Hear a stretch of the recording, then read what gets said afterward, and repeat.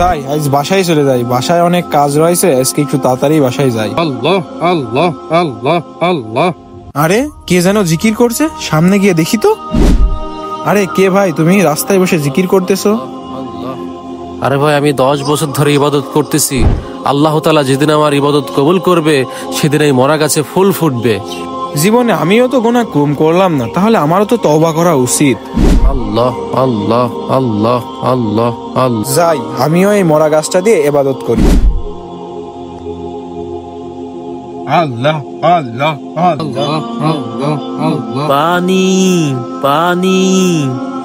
ভাই ভাই ভাই, কে যেন পানি পানি করে চিৎকার করতেছে। তোমার ইবাদত তুমি করো, আমার ইবাদতে কোনো ডিস্টার্ব করবে না।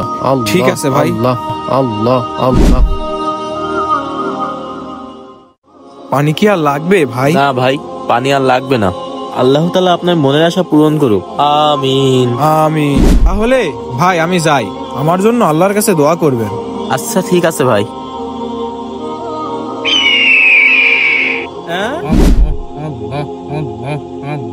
ভাই ভাই, আমার মরা গাছে ফুল ফুটেছে, দেখেন। কি, আমি আজ 10 বছর ধরে ইবাদত করতেছি, আজ পর্যন্ত আমার কাছে ফুল ফুটলো না, আর তুমি আজকে এসে তোমার কাছে ফুল ফুটে গেছে? ভাই, আল্লাহ তাআলা বলেছেন ইবাদতের পাশাপাশি মানুষকে সাহায্য করো। তাহলে ভাই আমি চলে যাই, আমার কাছে তো ফুল ফুটেই গেছে। বন্ধুরা, আপনাদের সাপোর্টে আমরা এগিয়ে যেতে চাই। ভিডিওটি ভালো লাগলে চ্যানেলটি এখনই সবাই সাবস্ক্রাইব করুন।